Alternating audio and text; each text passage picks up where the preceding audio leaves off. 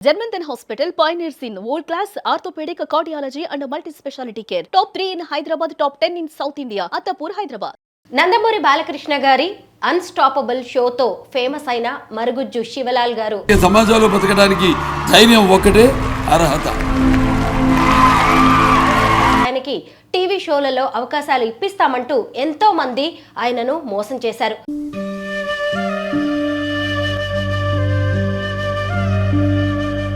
రూపాయి కూడబెట్టుకుని కొనుక్కున్న ఇంటిని కూడా ఆయన అమ్ముకోవాల్సిన పరిస్థితులు వచ్చాయి.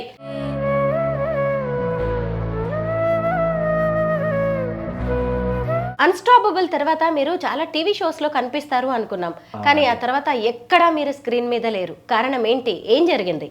జనరల్గా ఆఫర్స్ వచ్చాయి, అంటే జెన్యున్ ఆఫర్సా ఫేక్ ఆఫర్సా తెలియదు. అమౌంట్ తీసుకొని నా దగ్గర స్క్రీన్ సెట్లు అవన్నీ ఉన్నాయి, కన్వర్జేషన్స్ కూడా తీసుకుని తర్వాత కొద్ది రోజుల తర్వాత ఒక 10-15 డేస్ సమ్ డేస్ తర్వాత వాళ్ళు నన్ను బ్లాక్ చేయడము. అంటే నాకు గత ప్రభుత్వంలో సీఎంని కల్పిస్తా అని చెప్పి 2-3 లక్షలు తీసుకున్నారు పిఆర్ఓలు.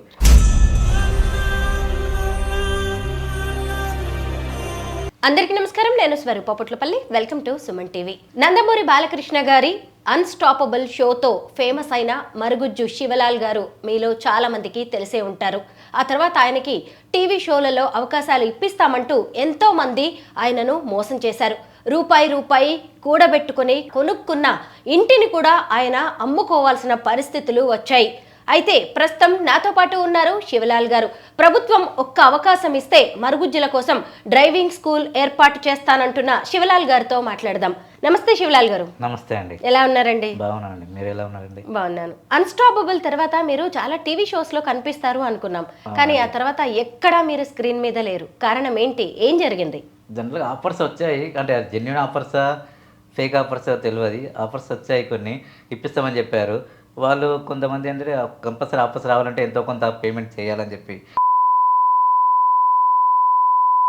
వీళ్ళందరూ నన్ను అప్రోచ్ అయ్యి నా దగ్గర డబ్బులు తీసుకున్నారు.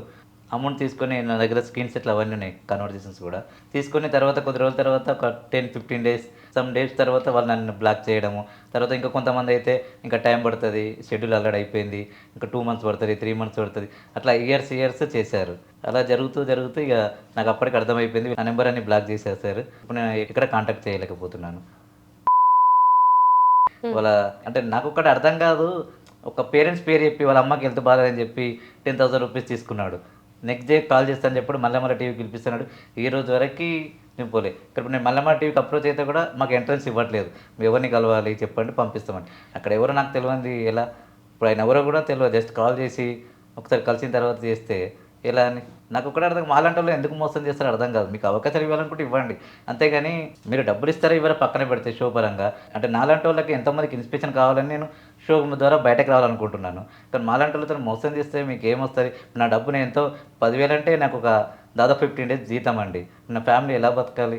ఇలా చాలా జరిగినాయి. దాదాపు ఇప్పుడు ఒక 20 లక్షల దాకా నేను అప్పులు ఉన్నాయి. ఇప్పటికీ అవి కట్టలేక పరిస్థితిలో నేను ఇల్లు కూడా అమ్ముకోవాల్సి వచ్చింది. మీరు చెప్పిన ఇంతకుముందు ఇల్లు అది నా డ్రీమ్ హౌస్ అండి. ఇప్పటికీ అది కలుసుకుంటే నాకు ఏడుపు వస్తుంది, ఎందుకంటే నా ఫ్యామిలీ రోడ్డు మీద పడ్డది.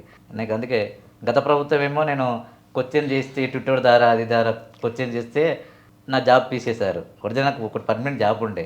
నేను ప్రభుత్వానికి ట్విట్టర్ ద్వారా ప్రజలకు చెప్తే గత ప్రభుత్వ ఐటీ మినిస్టర్ కొన్ని క్వశ్చన్స్ చేసినప్పుడు నేను దానికి ట్విట్ చేస్తే ఇదంతా ఫేక్ అని నేను ఒక లైవ్ షోలో చూపిస్తే ఒక ప్రైవేట్ ఛానల్లో నాకు బెదిరింపు కాల్ వచ్చి నన్ను జాబ్లోకి పిక్ పడేశారు ప్రైవేట్ ఆర్గనైజేషన్ నుంచి.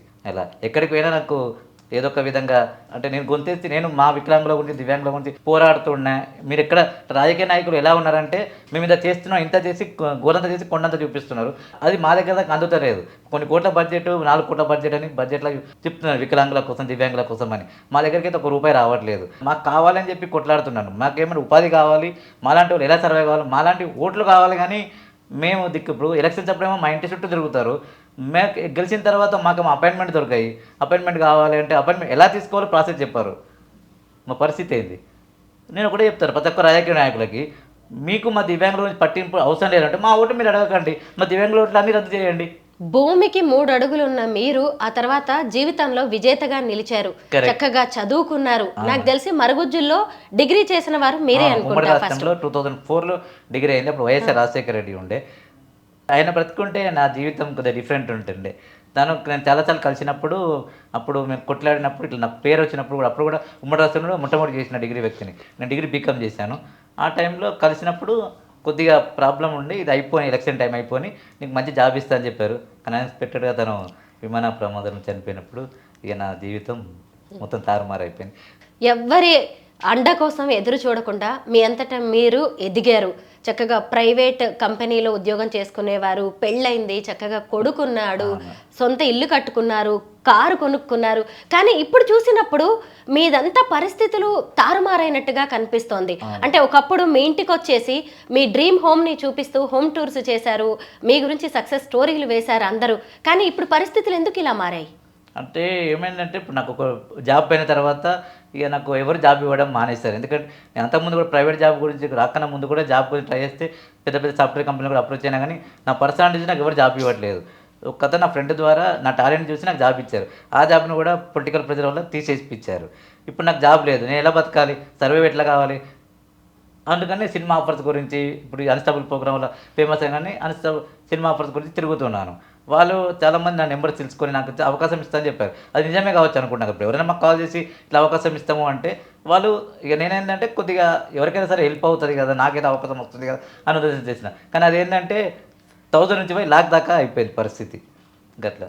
దానివల్ల కొద్దిగా తారుమారయ్యి వాళ్ళ అప్పులన్నీ నా మీద పడ్డాయి. అప్పుడు నేను ఎలా తీసుకోవాలి? 20 లక్షల అప్పులు ఎందుకు అయ్యాయండి? అంటే నాకు గత ప్రభుత్వంలో సీఎంని కల్పిస్తా అని చెప్పి 2-3 లక్షలు తీసుకున్నారు పిఆర్ఓలు. ఇట్లా చాలామంది ఉన్నారు. ఇప్పుడు అందరి పేర్లు చెప్పలేను. ఇప్పుడు రీసెంట్లీ ఒక శాటిలైట్ ఛానల్లో దాన్ని ఒక డైరెక్టర్ కూడా నాకు ఆ ప్రోగ్రామ్ ఛాన్స్ ఇప్పిస్తా అని చెప్పి తను డబ్బులు తీసుకున్నాడు.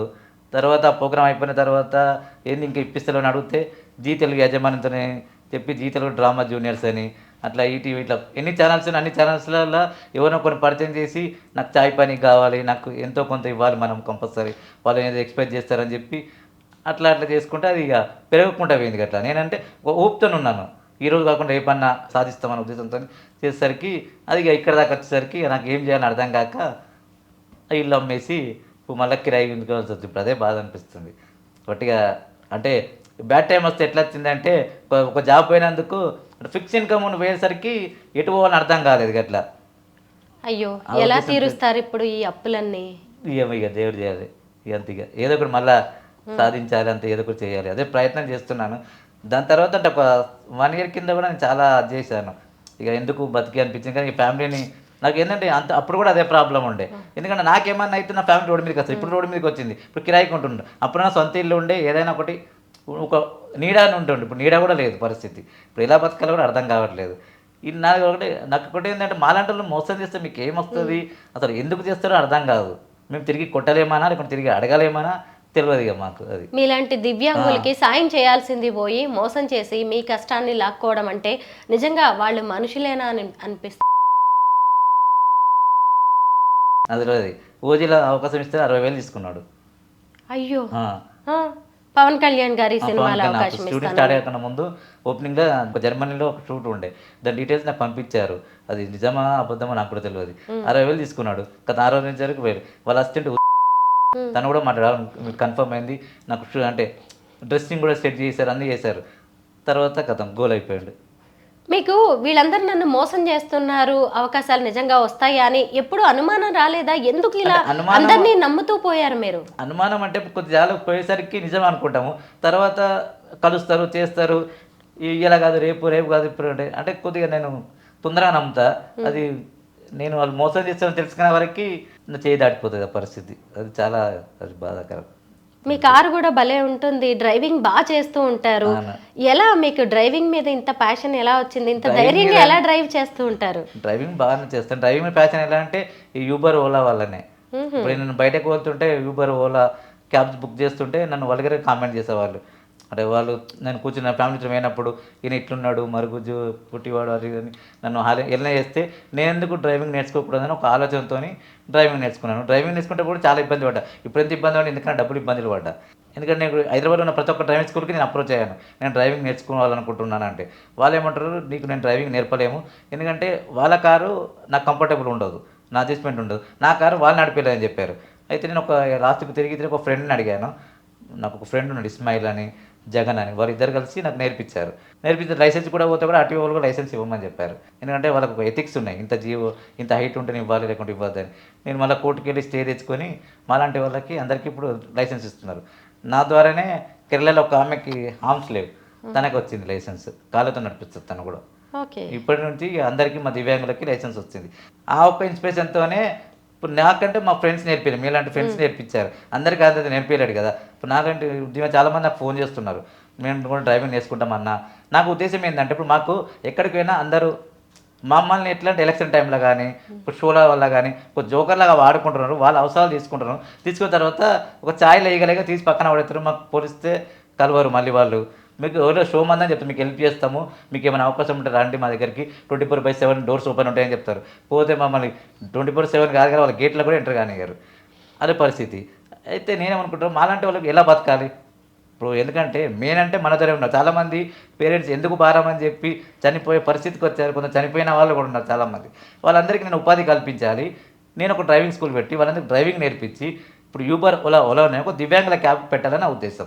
దానికి నేను గత ప్రభుత్వాన్ని రిక్వెస్ట్ చేసినా, ఇప్పటి ప్రభుత్వాన్ని రిక్వెస్ట్ చేసినా, ఎక్కడ వేసిన గొంగలు అక్కడనే ఉంది. వాళ్ళకేం లాభం లేదు. వాళ్ళందరి దగ్గరికి పోయినప్పుడు నేను ఒక ఎమ్మెల్యే పేరు చెప్పదలుచుకోలేదు, ఒక ఎమ్మెల్యే దగ్గరికి పోయినాను.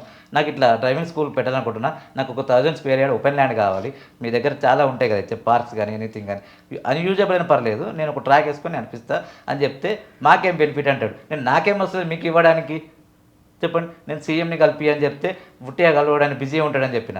ఇమ్మీడియట్లీ ఒక చిన్న గేమ్ ఆడిన, ఒక ప్రాజెక్ట్ ఉన్న దగ్గర ఇంత 100 crores వస్తుంది కల్పిస్తామంటే ఇమ్మీడియట్లీ ఇచ్చినాడు, ఇప్పుడే పోదామన్నాడు. నేను 5 నిమిషాలు అడిగిన, 10 నిమిషాల ముందు నేను ఇట్లా అడిగి చెప్తాను అంటే ఈ 100 crores ప్రాజెక్ట్ అనగానే మీకు ఎందుకు వచ్చిందంటే దాంట్లో వాళ్ళకి లాభం ఉంటుంది, లాభాన్ని పని చేయాలట. లాభాన్ని పని చేయాలంటే నాకేం లాభం? నేను ప్రతి ఒక్క దివ్యాంగుకి ఫ్రీగా నేర్పిద్దాం అనుకుంటాను డ్రైవింగ్, నేనేం ఉపాధి లేకుండా. నేను వాళ్ళకి ఉపాధి కలిపాను. ఎందుకంటే ఒక దివ్యాంగుని బాధ దివ్యాంగులకు తెలుసు కాబట్టి నేను వాళ్ళకు ఒక సెల్ఫ్ ఉపాధి ఇచ్చి వాళ్ళకు క్యాప్స్ క్రియేట్ చేసి, చేతులు లేని వాళ్ళకి కాళ్ళు లేని వాళ్ళకి చేతులు కాడిచ్చేది, కాళ్ళు నాలాంటి హైట్ ఉన్న వాళ్ళకి పెడల్స్ పైకి లేపి ఇలా 3 టైప్స్ మాడిఫై చేసి నేను వాళ్ళకి డ్రైవింగ్ నేర్పించి క్యాప్స్ ఇచ్చి సెల్ఫ్ ఉపాధి యూజ్ అనుకుంటా. అది గవర్నమెంట్ చేయలేదా మరి? మాకున్న ఐడియా గవర్నమెంట్కి రాదా? గవర్నమెంట్కి ఏంటంటే ఉపాధి ఇస్తే యాడ డెవలప్ అవుతాడు అని చెప్పి ఏదో ఒక పింఛన్ ఇచ్చేస్తాడు, 4000 రూపాయలు ఇచ్చి బతకనంటే. హైదరాబాద్లో 4000 రూపాయలు చేయకపోతే ఒక రూమ్ కిరాయి సింగిల్ రూమ్ తీసుకోవడం 10,000 రూపాయలు.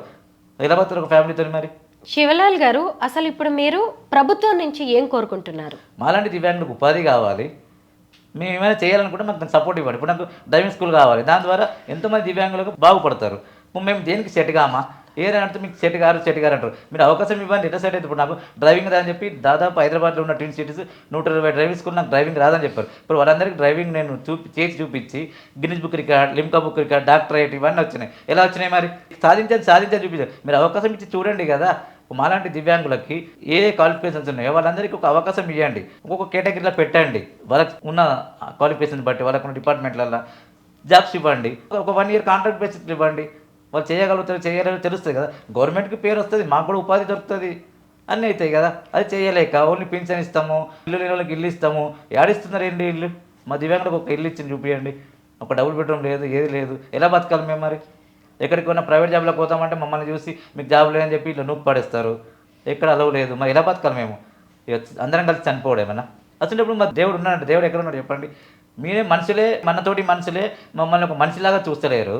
మరి ఎలా అండి బతకడం ఎలా చెప్పండి? ఒకప్పుడు మీరు ఎంతో కాన్ఫిడెన్స్తో ఉండేవాళ్ళు, ఎంతో సంతోషంగా కనిపించేవాళ్ళు. ఇప్పుడు చూసినప్పుడు మీలో ఎంతో ఆవేదన కనిపిస్తోంది. నేను చచ్చిపోతే నా ఫ్యామిలీ పరిస్థితి ఏంటి అనే దాకా కూడా పరిస్థితులు వచ్చేసాయి.